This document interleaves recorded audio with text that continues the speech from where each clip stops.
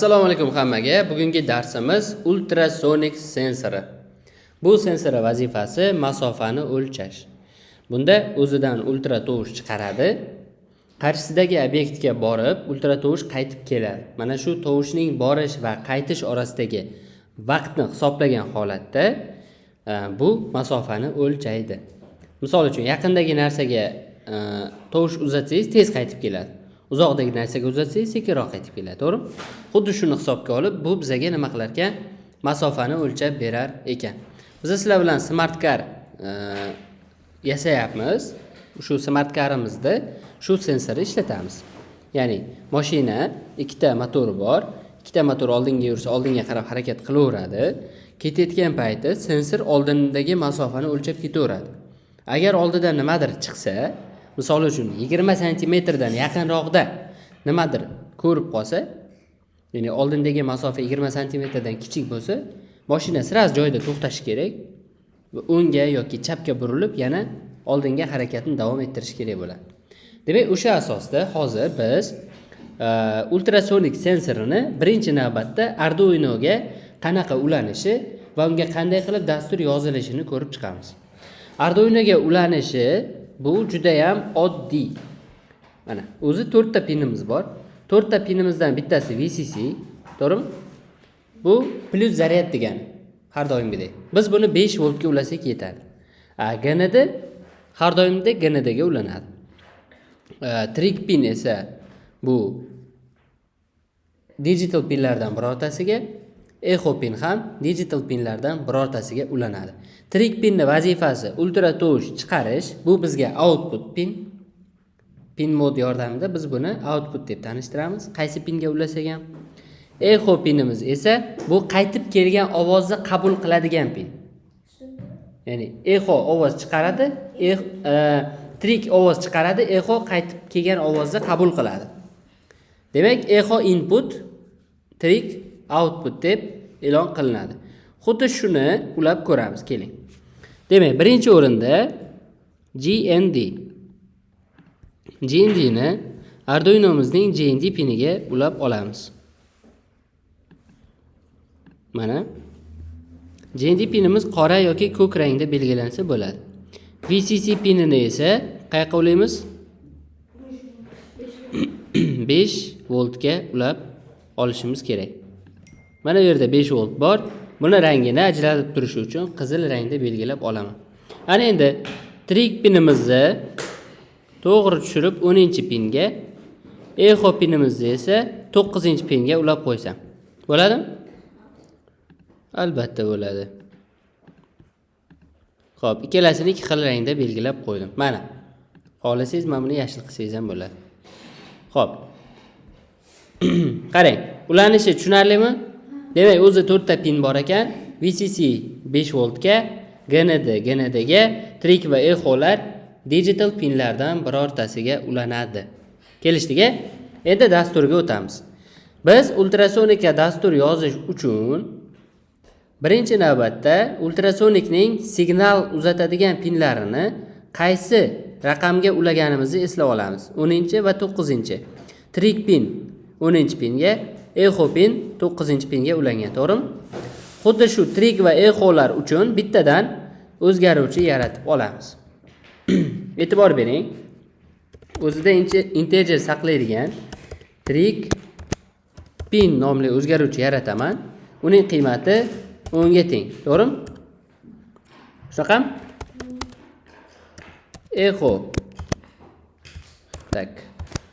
Echo pin esa 9-raqamga ulangan. Ana endi bizga kerak bo'ladi serial oynasi, to'g'rimi?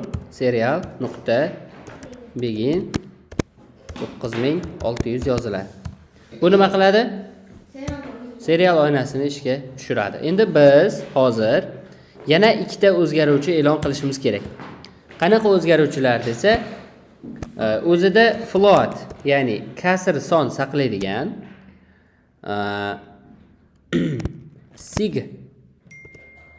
signal va masofa nomli ikkita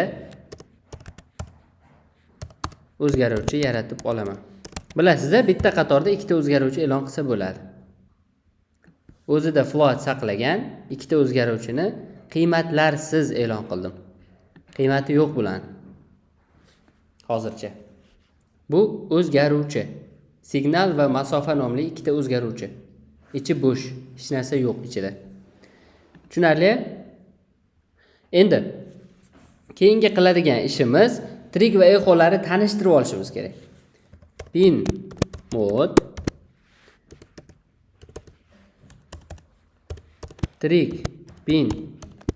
Qanaqa edi trig pin? Output edi. Echo pinchi?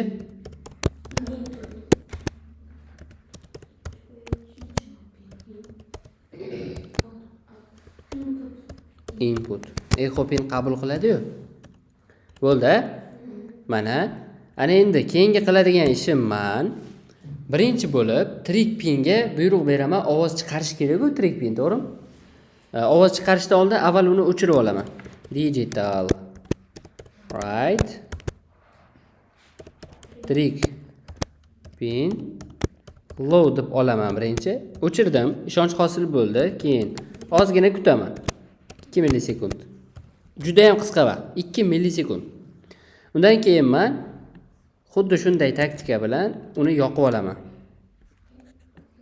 Yoqamiz. Hay. Trig pinni yoqib, 2 emasda endi 10 millisekund kutamiz. Keyin trig pinni o'chiramiz. Delay kerak emas. Bo'ldi. Trig pinni avval o'chirib oldik. 2 millisekund kutdik. Bu xavfsizlik uchun, ya'ni ovoz chalkashtirib yubormasligi uchun, adashtirib yubormasligi uchun. Keyin yoqdik va o'chirdik. Tasavvur qiling, loop aylanib kelyapti-da. Agar biz o'chirgandan keyin vaqt qo'ymasak, u ovoz uzilmasdan, uzluksiz ravishda yonib turadi. Tushunasizlar? Va biz uni borib qaytib kelganini hisoblay olmay qolamiz. Shuning uchun biz uni o'rtada nima qilishimiz kerak? Uzib signal yuborishimiz kerak. Shu uchun qo'ydik buni. Keyingi qiladigan ishimiz, hozir nima qilganimiz tushundingizlarmi? Nima qildik?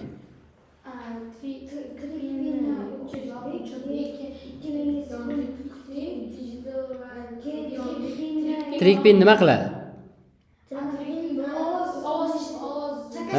Ultra tovush chiqaradi. Ultra tovush shunaqangi tovushki, uni bizni qulog'imiz eshitmaydi. Lekin u tovush. Bizni qulog'imiz eshitmaydi. Bizni qulog'imiz ma'lum bir oraliqda eshitadi. Nechidir desibeldan yuqorisini ham eshitmaydi, juda baland bo'lsa ham. Juda past bo'lsa ham eshitmaydi qulog'imiz. Tushundingizmi? Ultra tovush bizni eshitadiganimizdan past darajada. Ultra tovush. Ana endi yoki yuqorimidi?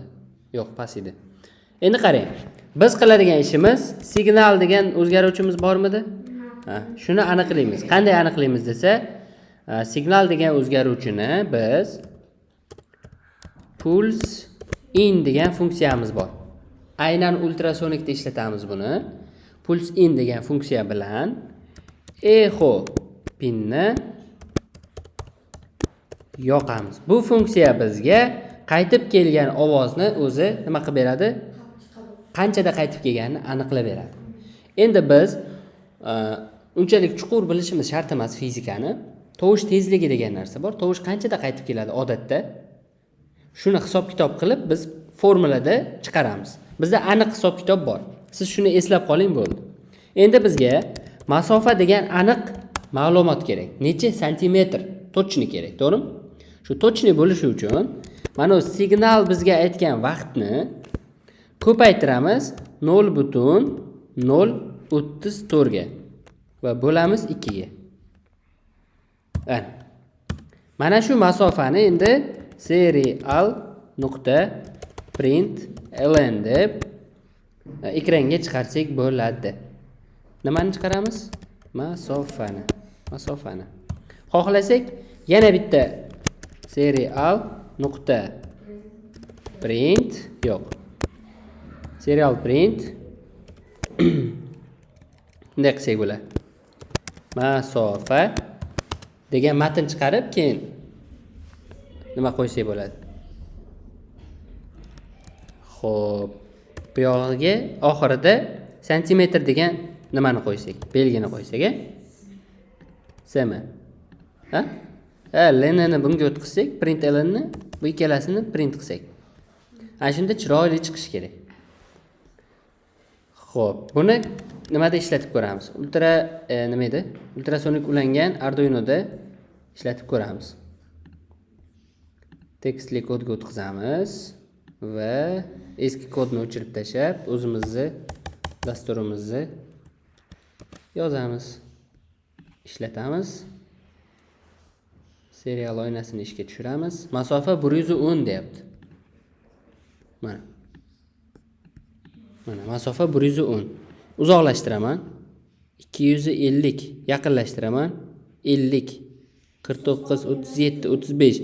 O'lchayapti. Mana. Yaqin kelgan sari mana. Mana 5 cm gacha ko'ra olyapti. 4-5 cm ko'ra olyapti. Undan yaqinida ham o'sha o'lcha olmayapti. Chunki ovoz juda tez qaytib keladi, ulgurmaydi. Mana. Aniq o'lchaydi. Buni endi haqiqiyda o'lchab ko'rsak, u boshqa narsa bo'ladi endi. Siz hozir haqiqiy ultrasonikka ulab ishlatib ko'rishingiz kerak bo'ladi. Videoni to'xtataman.